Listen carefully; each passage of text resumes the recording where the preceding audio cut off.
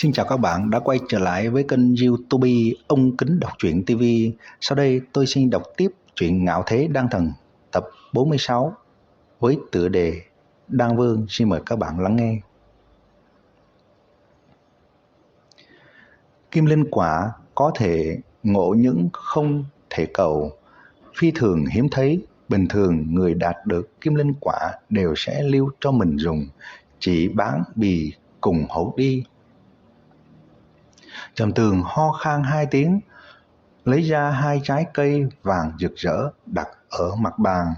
Một cỗ linh khí kỳ dị nhất thời phiêu tán ra, này làm cho Trầm Lộc Tông cùng Hoa Nguyệt Vân bị dọa sợ. Bọn họ không nghĩ tới Trầm Tường lại có 2 quả. Ngươi. Trầm Lộc Tông chỉ vào Trầm Tường, nói không ra lời. Hoa Nguyệt Vân hơi thở ra một hơi, dù sao nàng là từ trong đại môn phái đi ra, thấy nhiều đại sự. Chỉ bất quá nàng vẫn cảm thấy khó mà tin nổi, Trầm Tường ở cái tuổi này dĩ nhiên mang nhiều bảo bối như vậy. Thiên văn quả, địa ngục linh chi, thú đan ngàn năm, bây giờ còn có kim linh quả. Này tùy tiện cái nào đều là phi thường trân quý. Lúc này Trầm Tường lại lấy ra một kim linh quả, này lại làm cho cả người Trầm Lộc Tông cùng Hoa Nguyệt Vân chấn động, mà Trầm Tường lại cười khà khà. Ha, thúc tổ, ta biết lão nhân ra người thâm tàng bất lộ. 3 kim linh quả này giao cho ngươi bảo quản, một người trong đó là ta hiếu kính ngươi, 2 cái khác làm thù lao tuyển mộ luyện đan sư. Đến thời điểm có luyện đan sư đến liền do ngươi đến chấm.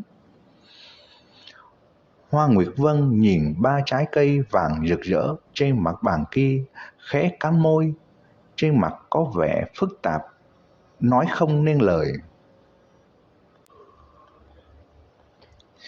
Dưới cái nhìn của nàng, Trầm Tường nhất định là một hạt giống luyện đan hiếm thấy, có thể có cơ hội bước vào chân võ cảnh rất lớn, nhưng nàng mê hoặc không được Trầm Tường gia nhập vào Đan Hương Đào Nguyên.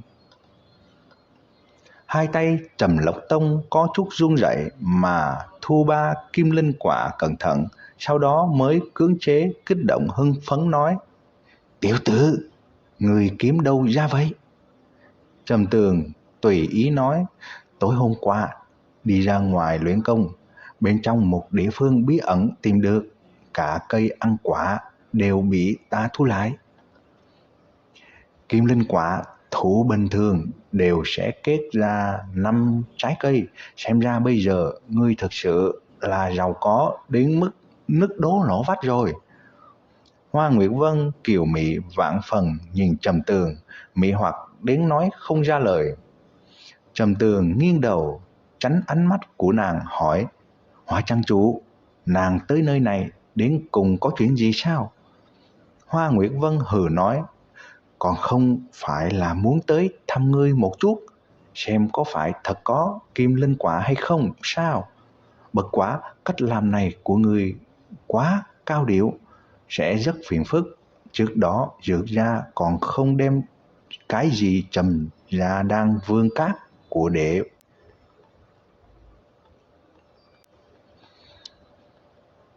Nhưng bây giờ ngươi dùng kim linh quả mượn hơi luyện đan sư, bọn họ nhất định sẽ không nhìn ra các ngươi thuận lợi khai trương. Ai dám ngăn cản, ta liền giết hắn." Trầm Lộc Tông lớn tiếng hét một tiếng, âm thanh tràn đầy uy nghiêm. Bây giờ hắn chiếm được kim linh quả, chỉ cần cho hắn thời gian, sau này muốn luyện chế ra đan dược có thể làm cho hắn đột phá bình cảnh cũng không khó. "Trầm công tử, ngươi có cân nhắc đề nghị mà trước đó ta đã nói với ngươi không? Này là một hội tốt, ngươi nhất định phải thận trọng cân nhắc." Cặp lệ nhãn trong suốt kia của Hoa Nguyệt Vân lộ ra một tia khẩn cầu. Hoa Nguyệt Vân rời đi, Trầm Lộc Tông quái dị nhìn về phía Trầm Tường, thấp giọng hỏi: Tiểu tử, nữ nhân này dầu gì cũng là trang chủ của Đan Hương Đạo Nguyên, nhưng ở trước mắt ngươi một điểm kiêu căng cũng không có, còn nữa nàng mời ngươi cái gì? Trầm Tường nói: Nàng mời ta tiến vào Đan Hương Đạo Nguyên, nhưng ta muốn tiến vào Thái Vũ Môn, cho nên ta cự tuyệt nàng. Cái gì?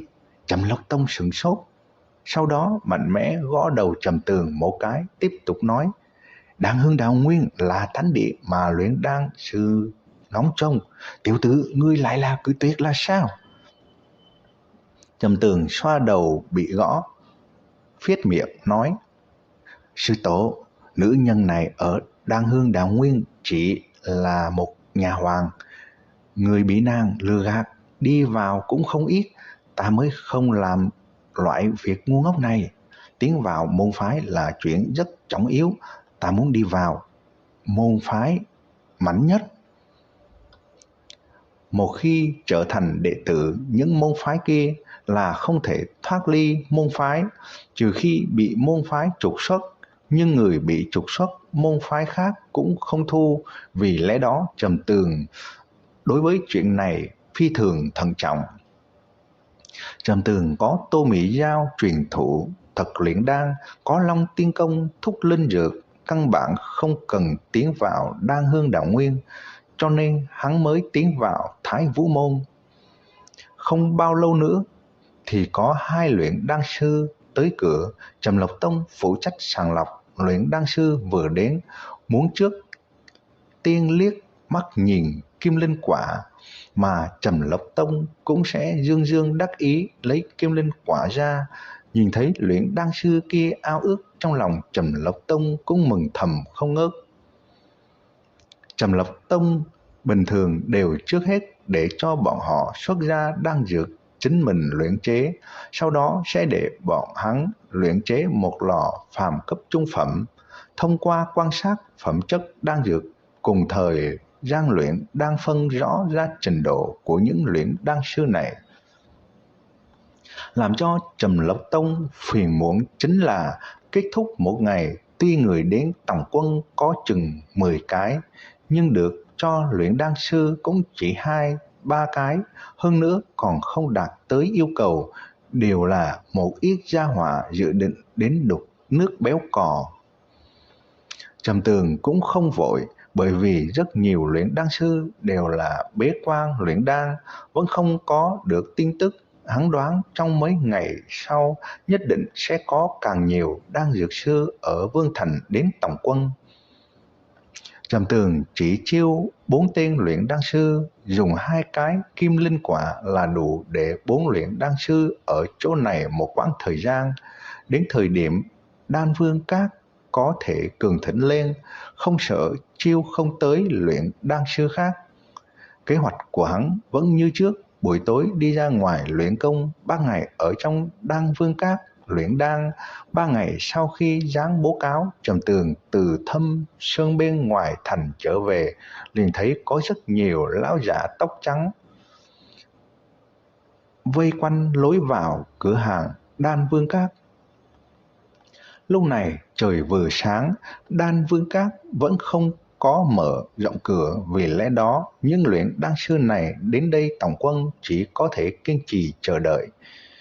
Phải biết bọn họ là luyện đan sư, thường ngày đều là cao cao tại thượng, cho dù là nhiều linh tệ hơn nữa đặt ở trước mặt 4 hắn, bọn họ cũng sẽ không động lòng, nhưng bọn hắn lại xem những linh dược quý hiếm kia là báu vật, bởi vì đây là dùng tiền không mua được.